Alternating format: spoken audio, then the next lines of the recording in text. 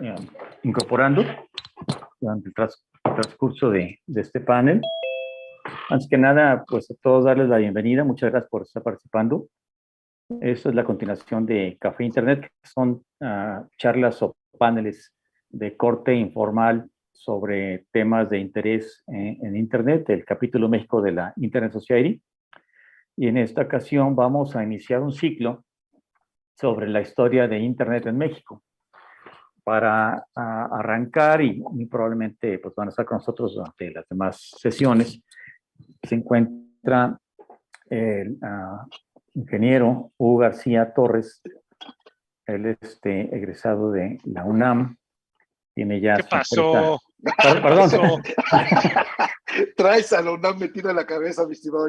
Ya hasta lo sueña, Chihuahua. Perdón. Es egresado del Instituto Tecnológico de Estudios Superiores de Monterrey, Campus Monterrey. Tiene una maestría en ciencias computacionales, entiendo yo. No sé, tiene una empresa propia que se me olvidó el nombre en este momento y no tengo aquí a la mano. Válgame Dios. Yo me presento mejor. Sí, ¿verdad? ¿Cómo se llama la empresa? Nubo Sperta. Hugo Sperta, ok, sí. No Hugo Sperta, Nubo Sperta. Nubo Sperta, que tiene que ver con nube. Es correcto. Ok, Nubo Sperta. Es el director general Nubo Sperta. Bueno, Hugo fue de las... ahorita voy a hablar un poco más de Hugo, pero en general, Hugo jugó un papel muy, muy importante en los primeros pasos que se dieron para el Internet aquí en este país. Entonces, por eso es que está aquí invitadísimo. Y también del ingeniero Armando Macbeth, que junto con Hugo, pues fue de los primeros que se tuvieron una conexión estable y empezaron a operar. Yo siempre recuerdo a Armando como una persona sumamente cooperativa y muy entusiasta con los tipos de proyectos, porque eran proyectos en un principio, ¿no? Eran proyectos, muy buena pregunta, muy buena forma de hacer las cosas. Sí, entonces vamos a referirnos, a ponernos en contexto. Desde ahí hay que arrancar. Hugo García era estudiante del TEC de Monterrey, Campus Monterrey. Después, no sé si por la maestría o por algo, se incorpora al área de cómputo, o sea, ya tiene que trabajar en el TEC de Monterrey. Y junto, el que inicia, entiendo, es Treviño, ¿no? Que era tu jefe, Hugo. Daniel Trujillo. Daniel Trujillo, perdón. Es el que inicia que ahorita nos va a platicar la historia, Hugo. Pero aquí lo interesante de este panel también es que hay muchas visiones de cómo arrancó todo esto. Incluso estuve viendo que desde el mismo Estados Unidos hay distintas visiones, porque para algunos Internet arranca desde que se establece formalmente o por el uso el protocolo TCP sobre IP. Para otros, desde que se hacen los primeros enlaces de ARPANET. De hecho, oficialmente es el primer enlace de ARPANET que hubo, creo que entre Stanford y la UCLA, que a la tercera letra se cayó el sistema. Entonces, en Estados Unidos también hay mucha polémica sobre cómo arrancó o desde cuándo podemos considerar que se estableció Internet. Y en México también estaba viendo de que de pronto en Wikipedia México se habla de que un enlace que hubo en los 80s, no sé si en el 84 o algo así, del Instituto de Matemáticas de la UNAM, una persona se conectó, después los astrónomos, pero el que tiene más idea de esto va a ser Hugo y Armando. Entonces, mi función básicamente es ser moderador y pues quiero dejarle entonces la voz a Hugo García para arrancar. O si tienen que presentar, perdón, Armando Macbeth, ya no lo terminé de presentar. Armando Macbeth, nomás dije que era un entusiasta, pero también de la academia pasó a ser un exitoso empresario. Tiene su empresa, que es director de Design and Intelligent Materials, materiales inteligentes o diseño de materiales inteligentes. Es un contexto que algún día platicaremos. Ok, perfecto, Armando. Bueno, entonces siéntense con toda confianza si quieren, si me faltó algo, lo pueden agregar, por favor. Así que por orden de aparición, mi estimado Hugo, vas tú. Pensé que ya mi presentación había concluido. Yo me gradué del TEC en el 86, pero en realidad empecé a trabajar en el área de mantenimiento de PCs. Imagínense, en aquel entonces que ya había las primeras PCs y estas PCs, bueno, pues eran un conjunto de módulos interconectados en un motherboard y pues fallaban constantemente, sobre todo los drives, ¿no? Los drives que en aquel entonces existían, digo, las computadoras de ahora ya no los traen, pero los drives, que eran los sistemas de almacenamiento, pues fallaban continuamente y nos la pasábamos ahí en todo el campus, reemplazando drives Los lectores de discos sí, los lectores de floppies, ¿no? de discos De disquetes. De 5 1/4, ¿no? disquetes, Ahora 5 los un de cuarto, 5 1/4. 5 un cuarto y las Macs, discos de 3.5, ¿no? Entonces, yo empecé a trabajar, te digo, como estudiante desde el 84 más o menos. Y entonces al graduarme en el 86, el que en aquel entonces era mi jefe en el departamento de mantenimiento de PCs o de micros, le llamamos micros, en el TEC, me decía, oye, hay posiciones abiertas por si te quieres quedar a trabajar en el TEC, ¿no? Yo que no soy originario de Monterrey, sabía que si no tenía trabajo recién graduado, pues me iba a tener que regresar a Tampico, que es el bello puerto. Y entonces me acerqué con Ramiro Flores, que en aquel entonces era el director de informática del campus, y me dijeron, sí, estamos buscando contratar a alguien aquí para el área de telecomunicaciones y redes, ¿no? Entonces así empecé mi carrera profesional. Entonces, no soy graduado de la UNAM. La maestría la hice algunos años después. Es una maestría en administración con especialidad en sistemas de información. Esa es mi formación. Y soy ingeniero en sistemas electrónicos, mayo del 86. Okay. Adelante, Armando. Ok, de alguna manera, pues también una historia un poquito similar. Llego a estudiar a la Universidad de las Américas. En aquel entonces creo que todavía se llama Ingeniería en Sistemas Computacionales. Y por dedicarme a estar más tiempo en la universidad, la gente que somos foreños siempre nos gusta. Tenemos que estar en el campus. De alguna manera, los campus te van dando cierta cobertura.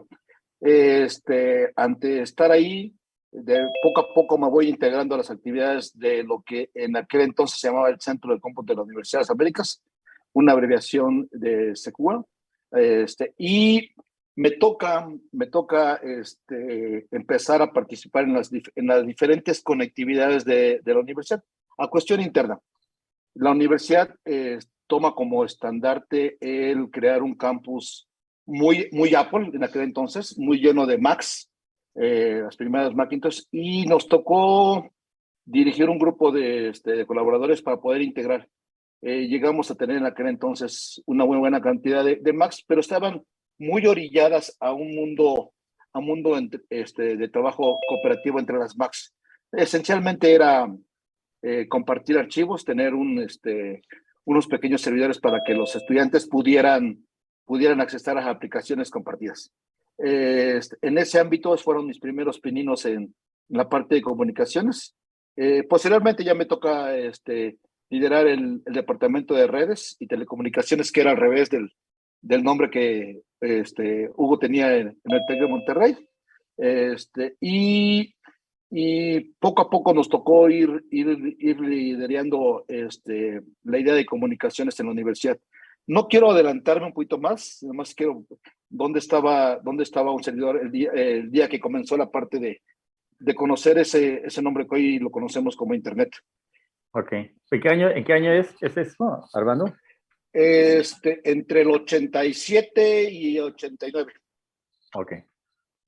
Creo que 89 es el año clave, ¿no? Exactamente. Para mí, el 9 de noviembre del 89. Ok. Bueno, pasamos otra vez con Hugo, ¿no? Hugo, ¿cómo estaba el interés para hacer ya se hablaba de Internet en Estados Unidos? El contexto era, creo que ya está financiando la National Science Foundation Network, ¿no? Que era la red de supercomputadoras en Estados Unidos. Claro. Entonces empieza a existir un interés, ¿no? Por conectarse, ¿no? Fíjate que el antecedente del Internet, bueno, viene de mucho más años atrás. como saben, el desarrollo de las comunicaciones en los escenarios bélicos, pues es fundamental, ¿no? Y entonces, desde hacía mucho tiempo, desde hacía muchos años atrás, antes de que Armando y nosotros termináramos la escuela, estos protocolos de comunicación entre computadoras o entre centros de mando, pues siempre han sido un foco de interés en el desarrollo tecnológico, ¿no? Para En los el desarrollo militares. tecnológico, exacto, apoyando a los escenarios bélicos, ¿no? Entonces, muchas de las agencias del gobierno de los Estados Unidos, pues tenían de alguna forma medios de colaboración basados en estas redes, en las primeras redes de computadoras. Y como existían múltiples agencias, pues había un cúmulo de distintas redes de computadoras que estaban interconectadas entre sí. Y a esa interconexión de redes de distintas agencias fue lo que empezaron a llamarle Internet.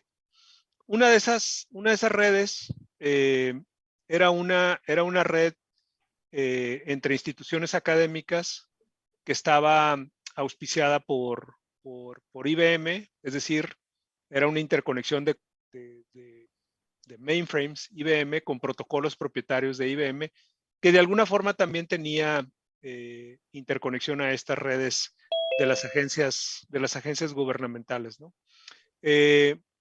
Por ahí del 83, 84, 1983, 1984, Daniel Trujillo, que era el responsable del departamento de telecomunicaciones en el TEC, acudió y entiendo también coincidió en algún momento con Vicente Aragón, que en su momento fue, no sé si en aquel entonces ya era responsable ahí de las áreas de cómputo en la UDLA también. Sí. A estos eventos que le llamaban EDUCOM. En estas conferencias, pues era fundamentalmente un evento también auspiciado por los fabricantes de computadoras, en donde las entidades o los institutos académicos de las universidades de todo tipo en Estados Unidos, públicas y privadas, coincidían ahí a intercambiar experiencias sobre el aprendizaje y cómo empezar a incorporar las computadoras en la vida académica. Y había un aspecto muy importante en estas discusiones, que era precisamente cómo apoyados en la computación y en las redes de computadoras se podía potencializar el intercambio de conocimiento y la colaboración entre investigadores. Mucha de la razón por la cual, al menos en el caso del TEC, enviaba en este caso a Daniel Trujillo, que era el jefe del departamento donde yo colaboraba, a estos eventos, era porque el TEC había establecido como una iniciativa estratégica el desarrollar la investigación dentro de la institución, ¿no? Y algo que veían como fundamental era que aquellos profesores que estaban contratados en el TEC, que habían tenido experiencias internacionales, es decir, habían adquirido sus grados académicos en el extranjero, pudieran mantener ese contacto con sus colegas o con la gente con la que pudieron llevar a cabo sus estudios de posgrado y desarrollar investigación, ¿no? Entonces, para el TEC era muy importante, por un lado, desarrollar la investigación, y evidentemente para poder hacer eso necesitaban al recurso humano y una forma de poder mantener interesados a aquellos profesores en la investigación era pues darle recursos y darle acceso a la colaboración con colegas en el extranjero, ¿no? Al menos en el caso del TEC, eso fue lo que incentivó mandar a entender y colaborar en estos foros, y que de ahí pudiera materializarse algún mecanismo para poder proveerle a los profesores esta colaboración con sus pares en el extranjero. Porque estaban acostumbrados, venían acostumbrados, regresaban a México acostumbrados a usar correo electrónico, y al llegar a México pues no había ya ningún servicio de esa naturaleza, exacto, ¿no? exacto. Y entonces supongo, digo, no, me imagino que en el caso de la UDLA pues pasó algo similar, ¿no, Armando? Sí, y con la única particularidad que en aquel entonces sí, sí me tocó apoyar a dos investigadores en que tenían que mandar jobs a ciertas universidades, pero que era una comunicación totalmente dial-up, totalmente, pero sí ya había la inquietud de inclusive, aparte de la cooperación, aparte del correo electrónico, de alguna manera lanzar jobs o lanzar tareas específicas a host en algún otro lado de los Estados Unidos. Los papers. No, ya, no, trabajos Jobs, de jobs de cálculo, ¿no? sí, job Tareas. de cálculo, sí, tareas o job dentro del ambiente de IBM para que se procesaran en los Estados Unidos. Ah, ok, ok, ok. Exacto. O sea, un jobs de procesamiento en forma remota, ¿no? Uh-huh. Y entonces, pues estos foros nos dieron la oportunidad de poder conocer cuáles eran esos mecanismos de interconexión o de creación de redes de colaboración entre universidades.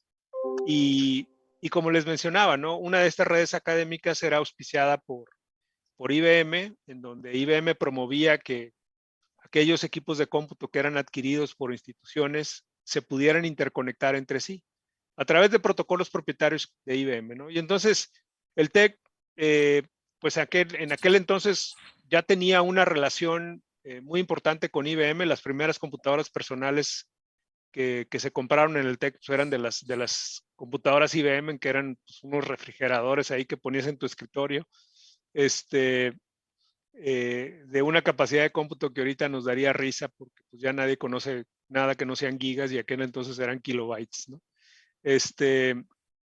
Entonces, fue a través de esas participaciones en esos foros en donde tuvimos la oportunidad de desarrollar una relación con la Universidad de Texas. Obviamente la proximidad entre el estado de Texas y Nuevo León era evidentemente una ayuda o algo que podía simplificarnos el problema de la interconexión, ¿no?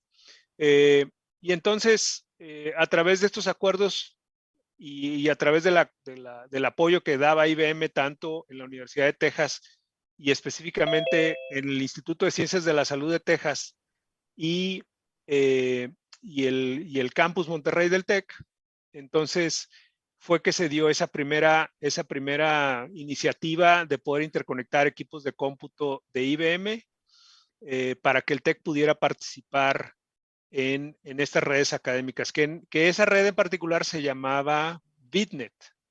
Bit como los bits y net de network, ¿no? BitNet. En ese tipo de interconexión y en esa conexión, en la conexión entre computadoras IBM, había dos o tres servicios muy particulares y muy específicos asociados a la plataforma de IBM, ¿no? Ahorita Armando comentó uno que es la posibilidad de que, oye, tengo un job con una tarea específica que no tengo a lo mejor la capacidad o las librerías para poder ejecutarlo localmente, entonces lo mando a otra computadora en la red y ahí me lo pueden procesar, ahí me lo corren y me avientan el resultado, ¿no? Ese tipo de servicios existían. Ese en particular se le llamaba Remote Job Entry, ¿no? Uh-huh. Y luego había evidentemente intercambio de archivos, había un servicio de mensajería entre computadoras y había los principios de correo electrónico. Oye, Hugo, nomás para aclarar algo, tú te referías a que hubo cierta facilidad por la distancia que había entre Monterrey y la frontera con Estados Unidos y con Texas particularmente. En aquel entonces, más para aclarar a los que nos están oyendo, la compañía que era Teléfonos de México, era la única, te cobraba por distancia, porque si a mayor distancia era el enlace, más dinero tienes que pagar y eran precios bastante altos. Cosa que el día de hoy, la gente que paga una conexión a su casa, pues paga una cierta mensualidad, no tiene ningún problema de llegar a este cable para tener su módem sin ningún problema, pero en aquel entonces tenías que pagar tu conexión por Telmex y te cobraban por kilómetro, de manera que estabas en Yucatán o estabas en otro lugar, te iba a salir increíblemente mucho más caro la conexión. Suponiendo que hubiese infraestructura, ¿no? Pero ibas a comentar algo, Armando. Sí, nada más agarrar un poquito de analogía en el contexto. O sea, lo que realmente se rentaba como instituciones eran se llamaban líneas privadas, prácticamente era como si le pidieras a la compañía telefónica que te tendiera un cable de domicilio a domicilio, para que sobre ese de alguna manera cruzara la información. Entonces, en aquel entonces se llamaba renta de líneas privadas. Es correcto. Y la primera interconexión que se dio fue primero a través de líneas telefónicas analógicas, ¿no? Es decir, se conectaba un módem al mainframe y ese mainframe marcaba, hacía una llamada telefónica entre los módems y era como se podía establecer una conexión entre las dos computadoras. Después de un trámite burocrático muy difícil, porque pues Telmex en aquel entonces era una empresa paraestatal, y para poder establecer una interconexión internacional tenías que pedir un permiso que tenía que venir avalado por la entidad que estaba en el extranjero aceptando la conexión, y entonces era cuando ya podías ir en aquel entonces con la Secretaría de Comunicaciones y Transportes, porque tenían ellos que dar el visto bueno para poder establecer un enlace internacional.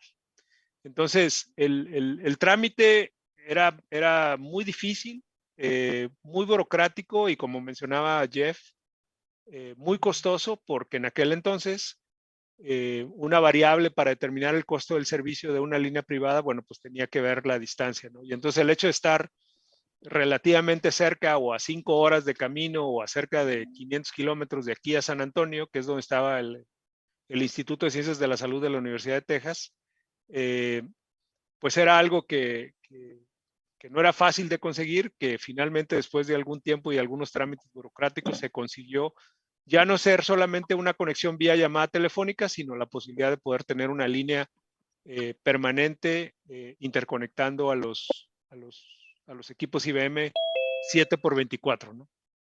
Y entonces, en ese proceso, y una vez que se logró establecer una conexión permanente, en ese mismo momento o en forma paralela se fueron dando interconexiones, inicialmente primero en forma de dial-up, es decir, de conexiones establecidas por líneas telefónicas, y así fue como se interconectó primero un segundo mainframe que tenía el campus Estado de México del sistema tecnológico, pero también la UNAM y eventualmente la UTLA y eventualmente otras instituciones, ¿no?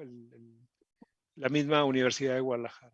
Entonces, más o menos así empezó a construirse todavía lo que, ¿Se cortó el como les audio? mencionaba, ¿ahí me escuchan? No, sí, te escucho. Lo que todavía se conocía como Bitnet, ¿no? No sé, Armando, si quieres agregar algo ahí. Nada más, en la parte de lo que nos tocó vivir en la universidad, fue una consecuencia a diferencia de del TEC, donde tenían mucho auspicio por parte de IBM, nosotros estábamos trabajando esencialmente con otro fabricante, con Digital. DEC en aquel entonces era nuestro mainframe, y había un desarrollo muy fuerte en la parte de conectividad. DEC o Digital en aquel entonces se jactaba de tener mucho desarrollo en la parte de conectividad. De hecho, lanzaron un programa muy fuerte para la parte de integración Apple, y fue lo que nos ayudó a nosotros a dar conectividad. Pero dentro de ese ambiente, la gente de Digital allá en Boston, y junto con ayuda de ustedes, nos hicieron favor de buscar la manera de que un equipo Digital pudiera hablar con un equipo mainframes, con algunas instalaciones de protocolos propios, y fue como, de alguna manera, pudimos entrar a eso. De hecho, la primera conectividad que tuvimos, Universidad de las Américas con el TEC de Monterrey, fue anunciada como una conexión Bitnet. El primer anuncio la parte fuerte de la comunicación ya hacia el estudiantado fue una manera de transmitir correo electrónico y que los chavos de alguna manera pudieran chatear con algunos otros estudiantes en otros lados. Más para también aclarar un poquito. Yo cuando empecé a meterme en esto, que fue en el 89, y que tuvimos una primera conexión hacia la UCLA en la Universidad de Guadalajara, ahí sí nos conectamos directamente al sistema de la UCLA, que era ya trabajaba con TCP/IP. Pero cuando conocí a Hugo, y luego te conocí a ti, Armando, y a otros amigos, lo que nos llamaba la atención y queríamos nosotros conectarnos era lo de Bitnet. O sea, Sí. no nos quedaba claro qué era Internet y más bien lo que buscábamos era Bitnet, porque como que Bitnet era el anzuelito, la carnada que nos atraía.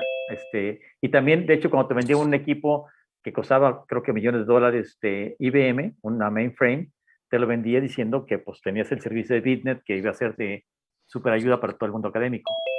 Claro, El marketing era más fuerte por la palabra de Bitnet. es correcto. Y algo muy importante, ahorita estaba viendo las preguntas, efectivamente, sí fue a través de llamadas telefónicas inicialmente que se dieron las primeras conexiones y se conectaba primero algunos minutos, intercambiaban ahí archivos y mensajes y se desconectaban, ¿no? Empezó a crecer tanto el volumen de información a intercambiar que conectarse unos minutos ya no era suficiente, hubo que extenderlo a horas y eventualmente con lo que gastábamos de telefonía de larga distancia, bueno, pues prácticamente se empezó a justificar el costo de poner una línea privada y por eso ya se empezó a tramitar la conexión.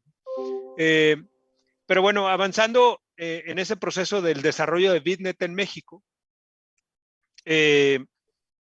y aumentando el volumen de información que se empezaba a intercambiar a través de estas conexiones que primero eran dial-up y luego se pusieron líneas privadas. ¿A qué velocidad, Hugo? Inicialmente pues eran enlaces de 2400 cuando era vía dial-up y eventualmente la primera línea privada que se puso eran de 9600 bits por segundo. Ya con la línea fija. Ya con líneas privadas. En el caso particular de los enlaces que salían de Monterrey hacia la Universidad de Texas, había tramos de esos enlaces que eran canales de microondas. O sea, los enlaces de larga distancia eran inalámbricos. Había una microonda acá en el norte de la ciudad. Del TEC a esa torre, pues había líneas físicas de cobre, pero a partir de ahí y los tramos de larga distancia eran enlaces de microondas. Y bueno, pues eran enlaces que podían verse afectados por el clima, por las condiciones ambientales, etcétera, ¿no? Entonces, era un servicio no muy estable, ¿no? En la medida que se fue creciendo el volumen y que se justificó poner una línea privada porque las largas distancias eran muy caras, o empezaban a costar mucho, bueno, pues ya se justificó la línea privada y después el volumen de tráfico obligó a no tener una, sino tener dos y tener tres. Y entonces, bueno, pues al mismo tiempo que se creció el volumen de tráfico, pues fue creciendo también la posibilidad de que más instituciones utilizaran esta conexión internacional para poder llegar y participar en esta red Bitnet, ¿no? Entonces, ese fue, como les comentaba al principio, Bitnet estaba interconectado a otras redes de distintas agencias gubernamentales en Estados Unidos y en ese proceso de interconexión de redes, que ya en aquel entonces ya le llamaban el Internet o la interconexión de redes, los desarrollos del gobierno de los Estados Unidos empezaron a promover que en estas interconexiones se utilizara un protocolo que en aquel entonces denominaron primero inicialmente IP y luego le pusieron TCP/IP. Estamos hablando no sé, de los 70s más o menos. O sea, el protocolo ya existía, no tenía tantos servicios desarrollados, pero como protocolo de comunicaciones ya existía, ¿no? Ahorita que mencionaba Armando el tema de las VAXes y de los equipos digital o equipos DEC, la Universidad de Texas tenía una inversión muy grande en equipos de ese fabricante y después de que empezamos a saturar también esas tres líneas privadas, el equipo de la Universidad de Texas nos sugirió y nos invitaba a ¿por qué no en lugar de utilizar protocolos IBM para interconectar equipos IBM, mejor por qué no hacíamos una inversión y hacíamos una interconexión a la red regional del estado de Texas, que no utilizaba equipos IBM, sino que utilizaba equipos digital? la gente de la UDLA se vieron más visionarios y ellos ya tenían digital desde entonces. Y, ya lo habían nosotros pensado. ya lo habían pensado, algo sabían. Sí, ¿verdad? Y entonces, pues se tomó la decisión de que esas 3 líneas, en lugar de que terminaran entre equipos IBM, terminaran entre equipos digital, ¿no? Esto ocurrió, estamos hablando de finales del 87, principios del 88, que empezamos a conseguir y a buscar los recursos para cambiar los equipos que estaban interconectados y que en lugar de que fueran equipos IBM, la interconexión fuera equipos DEC o equipos digital. El motivador para hacer eso los motivadores eran varios. El primero de ellos es los servicios disponibles en una red entre computadoras digital eran más poderosos. Tenías la posibilidad de tener una sesión remota con otra computadora, es decir, en lugar de mandar jobs, tú te podías conectar directamente a la otra computadora y correr directamente tu job en otra computadora. Entonces, solo eso ya le daba otra dimensión a las comunicaciones, ¿no? Y adicionalmente, además de poder tener esos servicios adicionales disponibles en la red de la Universidad de Texas. Era terminal remota, ¿no? Lo de conectar. Exacto. Sí. Exacto. También existía la posibilidad de que a través de los protocolos propietarios de digital se podían transportar otros protocolos como el de IBM para poder continuar en la red de Bitnet. Pero también se podía transportar el protocolo de internet que es el de TCP/IP. Entonces, inicialmente se tomó la decisión de interconectar 2 equipos digital con las mismas 3 líneas privadas que teníamos y utilizar como protocolo nativo los protocolos de digital, el DECnet famoso, y en esos protocolos encapsular tanto el tráfico de IBM como TCP/IP, como el tráfico de TCP/IP, además del tráfico de DECnet, ¿no? Entonces, ese fue el primer paso para poder llegar a tener una interconexión multiprotocolo donde uno de esos protocolos iba a ser TCP/IP. ¿De qué año estamos hablando? Finales de 1987, principios del 88.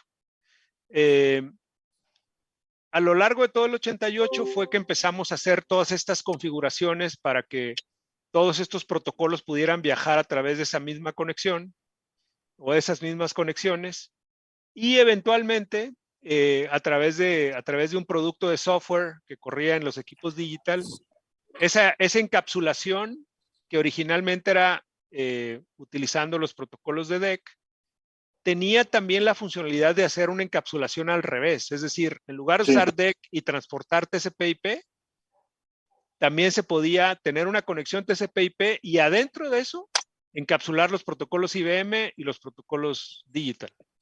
Armando, que tiene más experiencia en los DEC, sí, debe saber de más hecho, de eso. digo, nada más contestando la pregunta de Jeff, así como el TEC de Monterrey hace sus pininos en el 88, principio del 89, a nosotros nos toca hacer la conectividad con el TEC de Monterrey el 7 de septiembre de 1989. Obviamente para nosotros fue mucho más rápido, vivíamos en un ambiente digital totalmente, entonces fue mucho más rápido. Pues también con línea privada. Línea privada. A nosotros fue un poquito más ágil porque la Universidad de las Américas ya contaba con una línea privada México-Puebla. Y lo único que hicimos fue decirle a la compañía de teléfonos que el domicilio de México lo pasara a Monterrey. Entonces, nos tomó alrededor de 2 meses echar a andar la línea telefónica, mandarle un módem a Hugo para que lo pusiera del lado de su VAX. Todavía recuerdo aquella expresión de Hugo que decía que era más una caja de pizza. Imagínate el tamaño, o sea, literalmente una caja de pizza en la cual llegó nuestro módem. Instalamos la paquetería La VAX, un un software de una compañía que se llamaba TGV, así como el tren francés. A posteriori, llegó nada más para la gente que es técnica, esa empresa terminó sus días siendo comprada por Cisco, única y exclusivamente para ciertos protocolos. Pero sí, con eso logramos hacer mucha conectividad, y algo que logramos muy rápidamente fue que la conectividad no nada más era de transvaxes, sino al haber logrado con anterioridad la conectividad en todo el campus para todas las Macs, fue mucho más rápido poblar la conectividad en todo el campus. Nosotros nos tuvimos la suerte de hacerlo rápidamente. Los estudiantes, al momento de poder tener esta conectividad, ya la logramos extender a todo el campus. Entonces, jugamos con una serie de cuestiones de ambientes de protocolos, de ambientes de IBM, ambientes de DEC, pero esencialmente fue cuando yo creo que de alguna manera ya empiezan a jugar esos papeles de interconectividad, esos papeles de comunicaciones y esos retos a realmente llevar el beneficio, y también empezar a pensar esto a dónde nos iba a llevar, a cómo nos debería llevar, y de alguna manera ya para entonces ya tenía yo el gusto de conocerte, el gusto de conocer a varios amigos que veo hoy conectados de aquellos tiempos, y pues le doy las gracias. Pero entrando en el tema de Internet, para nosotros en la Universidad de las Américas, fue el 7 de septiembre del 89 que nos quedamos conectados al TEC de Monterrey, y ya luego vendrán ciertos mecanismos que es parte de la historia. ¿Quién y cuándo fue cada cual su participación en las fechas de Internet? Yo tengo mi teoría de que las fechas deben ser regidas por cuando fueron registrados sus direccionamientos. Lo vamos a platicar, lo vamos a discutir, pero de algunos no me quiero adelantar mucho. Bueno, pero en el TEC de Monterrey, cuando se conecta la Universidad de las Américas a Campus Puebla, al TEC de Monterrey, Campus Monterrey, ya tenía tiempo operando la conexión a Texas. Ya tenía por lo menos 1 año, 2 años, Hugo. Es correcto, 1 año. Bueno, ¿Un año? Un año ya tenía en el formato multiprotocolo. Porque en realidad la interconexión con la Universidad de Texas para los protocolos de BitNet pues ya venía desde el 86 más o menos. Pues todo el 86, todo el 87 fue únicamente interconexión de IBM, y al final del 87 fue que empezamos a trabajar a migrar esas conexiones hacia los VAXes, y al cambiarlas hacia las VAXes, tener una conexión multiprotocolo. Y entonces, bueno, 1 año después fue que se da, ¿no? Creo que es importante resaltar de que en las acciones que ustedes llevaron a cabo en el TEC de Monterrey fue para dar un servicio a la comunidad académica del campus y eventualmente conectar a los demás campos distribuidos en el país, que ya eran varios en esas fechas, ¿no? Claro.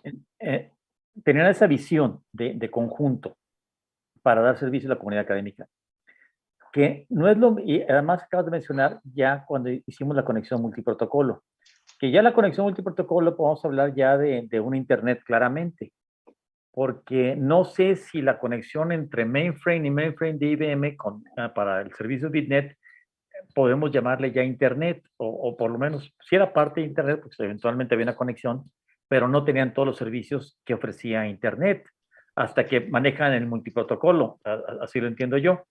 Ahora, en las diferentes versiones que hay de la historia de Internet en México, se habla de cómo, por ejemplo, del Instituto de Matemáticas de la UNAM, no recuerdo ahorita el nombre, alguien se conecta años antes a un servicio en Estados Unidos.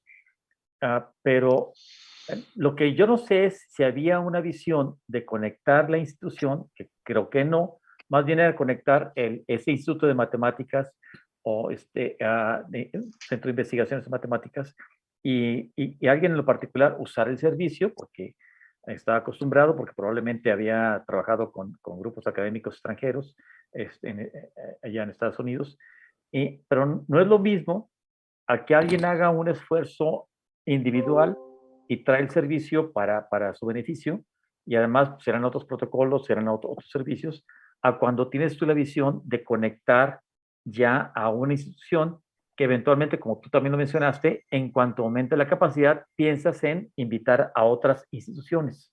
Okay. Mira, yo creo que aquí hay que hacer la primera reflexión.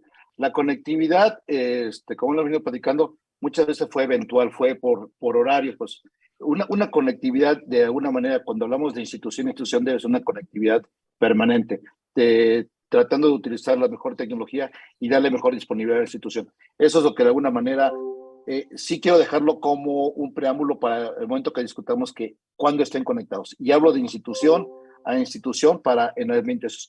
Esto era un ambiente de cooperación, comenzaron ambientes cooperativos. Entonces lo que había que hacer era conectar a tu institución a ese conglomerado de instituciones que de alguna manera traías como primer objetivo el poder compartir recursos y el poder establecer líneas de comunicaciones permanentes para tu institución y para los miembros de tu institución.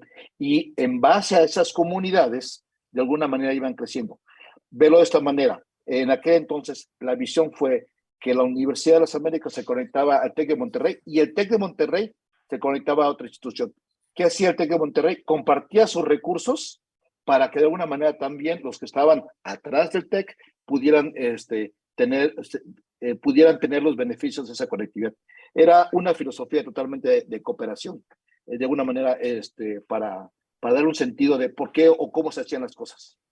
Y la cooperación, o sea, tenía implicaciones de costo, es decir, sí, no era solamente atender las sesiones para establecer una interconexión y dedicarle tiempo para poder recibir un módem, en este caso de una universidad, o que recibieran el nuestro en la Universidad de Texas.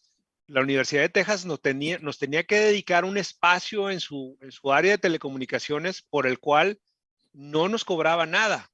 Y sin embargo, íbamos a ocupar espacio en su centro de cómputo, no con un módem. Primero fue un módem y luego fue un segundo y luego fue un tercer módem.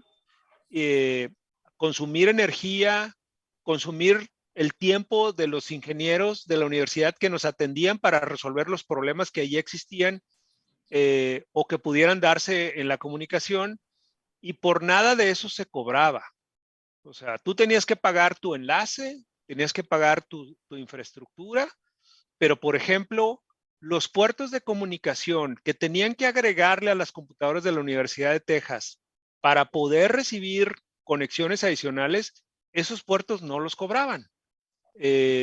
Entonces, había, les digo, no solamente era el aspecto de colaboración, de dedicarle tiempo a construir estas relaciones y estas conexiones, sino que además eventualmente sí había que meterle recursos económicos y la colaboración no era solamente de buena fe, o sea, había que meterle lana para poder construir estas redes, ¿no? Entonces, no era sencillo para algunas instituciones entender que, oye, si te conectas y vas a usar recursos de la entidad a donde te vas a conectar, pues tú también adquieres el compromiso moral, porque obviamente no era obligatorio, pero también adquieres el compromiso moral de tú colaborar con recursos para que otros además se conecten. Es difícil de entender, pero así era, ¿no? Sí, de hecho, ni siquiera había convenios escritos entre las universidades. O sea, el día que TEC de Monterrey y la universidad decidieron conectarse, pues fue, va, y ahí te va el módem, tienes mi puerto, oye, yo no sé cómo hacerlo, échame la mano, y tan. El módem, yo creo que por ahí debe haber quedado, qué sé yo. Seguro lo tiramos en algún momento, pero lo que era importante era que, digo, no perdamos de vista que en un ámbito de instituciones privadas y de colaboración entre instituciones privadas, pues había un aspecto de competencia, ¿no? Y de la misma forma, podía pensarte también que oye, ¿por qué razón tenemos nosotros o qué motivación tenemos nosotros para poder ayudarle a otra institución a conectarse? La verdad es que nunca preguntamos, nunca pedimos permiso a las autoridades del TEC, simplemente lo construimos con los recursos que teníamos a la mano y con el tiempo que teníamos y podíamos dedicarle a ese ejercicio con la única justificación de a nosotros nos ayudaron en Texas y no nos cobraron. La responsabilidad que tenemos es ayudar aquí en México a que los demás se conecten también, con el mismo aspecto de colaboración y sin ningún otro interés más que extender la red y hacer que esa colaboración, que era el propósito fundamental de tener las redes, se pudiera dar, ¿no? Entonces había un espíritu de colaboración. Bueno, en el caso de Texas, supongo que era hasta motivo de presunción decir que tiene una conexión internacional, que le daban el servicio a ustedes, ¿no? Sin duda, sin duda. Sin embargo, bueno, pues no era para ellos, pues, de ningún otro beneficio más que ese, ¿no? Y sin embargo, bueno, pues nos atendían, nos recibían, nos daban soporte, atendían nuestras llamadas, llegamos a visitarlos en varias ocasiones para única y exclusivamente darles las gracias, ¿no? Por permitirnos hacer esas conexiones. Y con ese mismo espíritu, bueno, pues fue que se empezó a dar este esfuerzo de interconexión. Yo le preguntaba a mi jefe cuál era su visión, ¿no? De lo que deberíamos de hacer nosotros, ¿no? Y me dice, oye, pues si hay instituciones interesadas, atendámoslas. Si es necesario colaborar con ellos y tener reuniones con ellos, acuérdense que en aquel entonces no existía la videoconferencia como ahorita, había que viajar, había que treparse un avión, volar a la Ciudad de México, trasladarse en tierra a la UTLA y no solamente viajamos a Puebla, a Guadalajara, a Veracruz, a Ensenada, a Chihuahua, a Mérida. A Mérida. En realidad anduvimos por todo el país promoviendo esta colaboración y fue así como empezó a construirse pues esta red académica en México, que no tenía nombre, que no tenía ningún otro propósito más que la posibilidad de seguir colaborando y de llevar este espíritu de colaboración pues a quien quisiera participar, ¿no? Bueno, hay un artículo que aparece en el norte donde Treviño, ¿no? Dice que se pidió a tu jefe. No. Trujillo, perdón. Sí. Donde da una entrevista y ya menciona de que tienen su conexión, el TEC de Monterrey, Campus Monterrey ya tiene su conexión con la Universidad de Texas. Y es el primer documento escrito, por así decirlo, publicado, público, donde se hace mención y es una referencia obligada, porque salió publicado en el periódico El Norte. Posterior, una pregunta, Hugo. ¿Tú recuerdas, después se mencionan de que hay unas conexiones también con líneas privadas de la UNAM al TEC de Monterrey? Eso fue a posteriori, supongo. No sé si también fue en el 89. Ustedes empezaron, entonces, la conexión fue 87, 88. No sé si esto ocurrió en 89. Y si tú ubicas cuando ya hay antenas que funcionaban no recuerdo a qué velocidad, en los institutos de astronomía de la UNAM, y luego había otra en el instituto de astronomía que tenían en Ensenada, la UNAM, y que de ahí se conectó el CICESE en un principio, ¿no? Es Y de ahí se... sí, solo para recordar un poquito el entorno en el que nos encontramos, les mencionaba que pues en aquel entonces los únicos medios de comunicación disponibles pues eran los de la paraestatal de Telmex, ¿no? Pero en aquel entonces, no recuerdo el año preciso, pero ya existían los satélites Morelos, ¿no? Como una alternativa de comunicación para la infraestructura paraestatal. Esos satélites, evidentemente también operados por el gobierno, pues nos daban una alternativa de comunicación. Y uno de los proyectos con los que se inició el aprovechamiento de los satélites Morelos fue precisamente el proyecto que fue fondeado ahí por el patronato del TEC para crear una red académica entre los campus del TEC utilizando enlaces satelitales, ¿no? y en esa inversión que tenía como propósito primeramente el poder llevarles estos servicios de colaboración a los mismos campus del TEC, coincide o se da de una forma paralela también el potencial o la potencial conexión a través de esta infraestructura satelital hacia en este caso, la National Science Foundation con el Instituto de Astronomía en Boulder, Colorado, ¿no?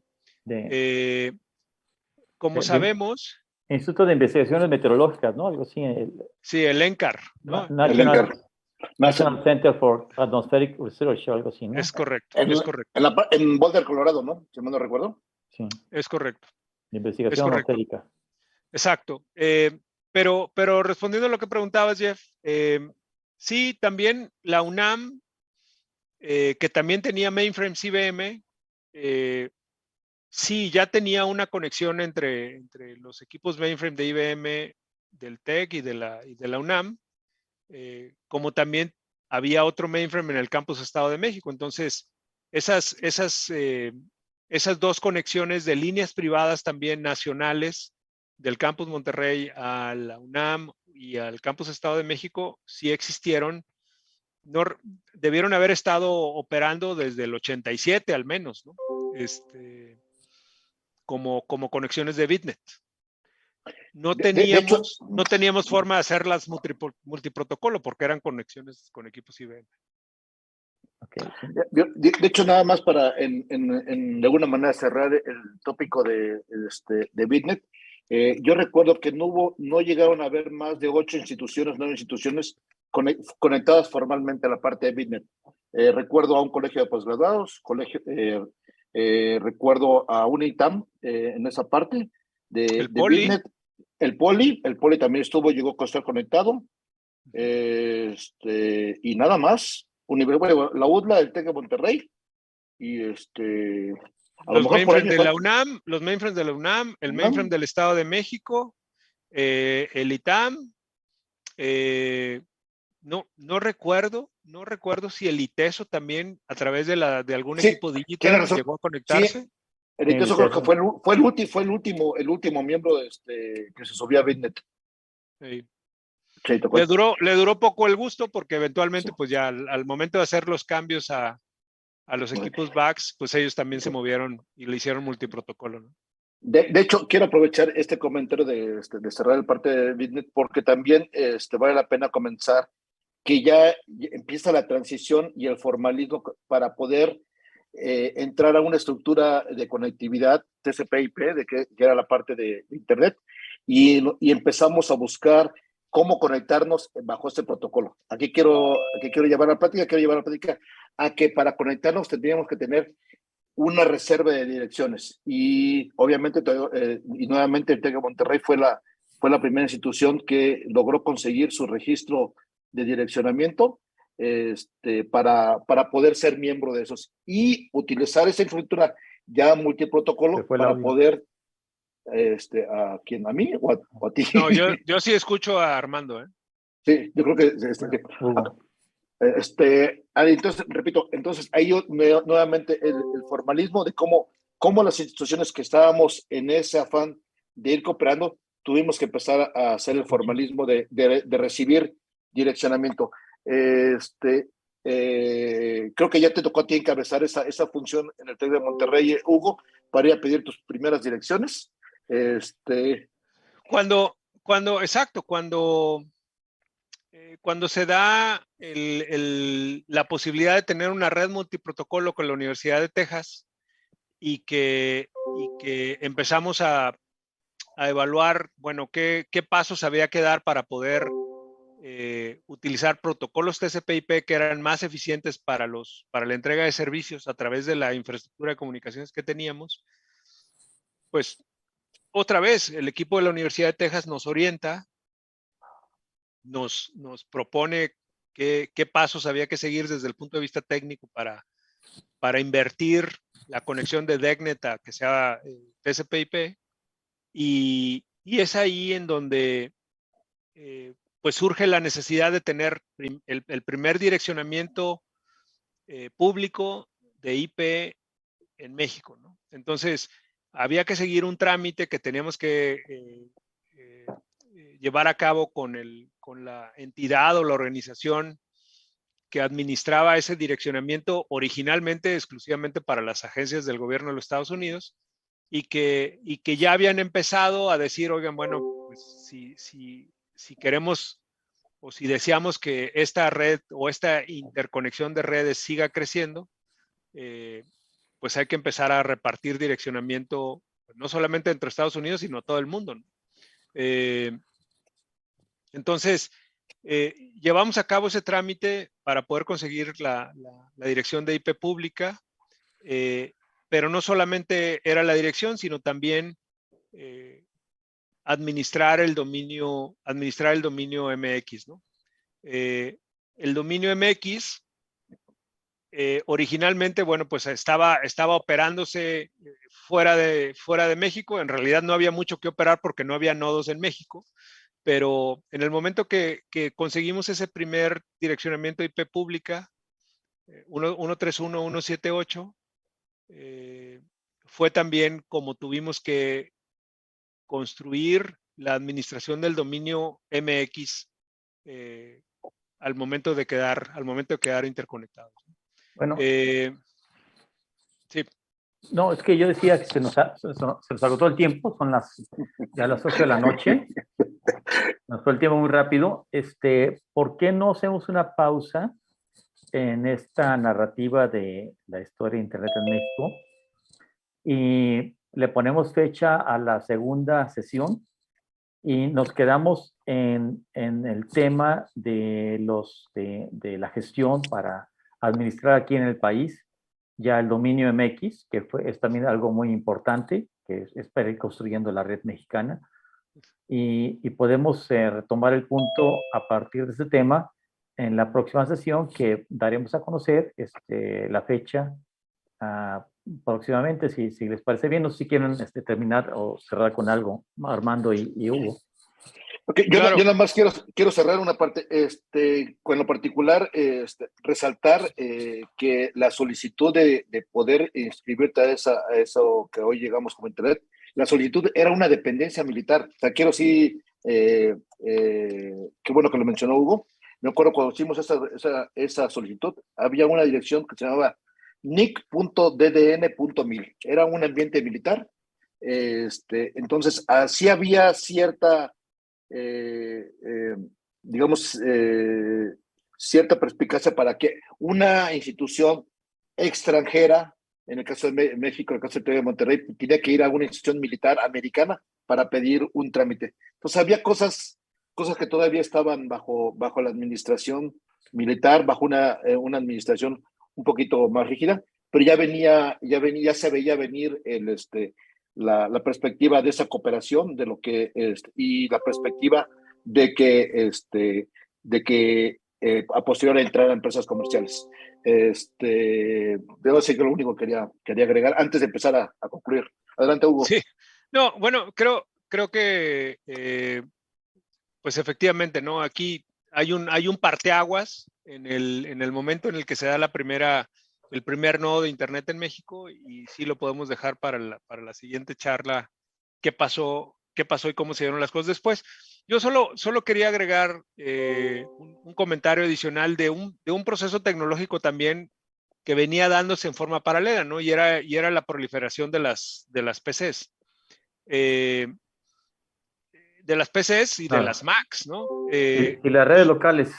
Y las redes locales, ¿no? Como consecuencia de ello, decía uno, bueno, pues una PC aislada tenía cierto nivel de utilidad, pero una PC conectada se potenciaba mucho su aprovechamiento, ¿no? Entonces, no solamente en el entorno en el que estábamos viviendo y viendo la forma de cómo sacarle provecho a estas conexiones, existieron o empezaron a darse la necesidad de interconectar todas esas computadoras que empezaban a existir en las instituciones académicas para que a través de esas computadoras pudieran aprovechar estos nuevos recursos y nuevos servicios que que estaban o estarían o pudiesen estar disponibles gracias a estas conexiones internacionales. Entonces, empezaba a generarse un nivel de demanda y de interés a poder aprovechar estas conexiones gracias a la proliferación de las computadoras interconectadas, como dice Jeff, con estas redes locales. Entonces, estábamos en ese entorno en donde había la comunidad que podía tener acceso a estos servicios, empezaba a crecer rápidamente, y el interés y pues la curiosidad de poder explorar y de conocer acerca de esto que empezábamos a promover en las instituciones académicas, pues resultaba muy interesante, ¿no? Sí, bueno, ya hablaremos en la próxima ocasión de que pues, había que evangelizar, había que explicar a la gente qué era correo electrónico, todos los servicios que había, para qué servían o cómo potencializaban la capacidad de los académicos. Es algo interesante, pero no vamos a acabar. Nos va a llevar otras 2 horas. Así que vamos cerrando el día de hoy y agradeciendo a todo el mundo su asistencia, particularmente a los panelistas y a todos los que estuvieron aquí presentes. Pues muchísimas gracias y les avisamos de la próxima sesión, ¿no? ¿Estás de acuerdo, Armando? Totalmente de acuerdo. También para agradecer a todos los conocidos de aquellos entonces que veo conectados, a los más nuevos, pues agradecer el tiempo y la paciencia por escuchar esas de anécdotas, experiencias, y de alguna manera también fue una manera de vivir de nosotros. Hugo, muchísimas gracias. No, al contrario, gracias a todos. Gracias a todos. Gracias, Hugo. Hasta luego. Cerramos. Gracias, Gracias. Jeff. Hasta luego. Chao. Hasta luego, buenas tardes. Gracias. Recording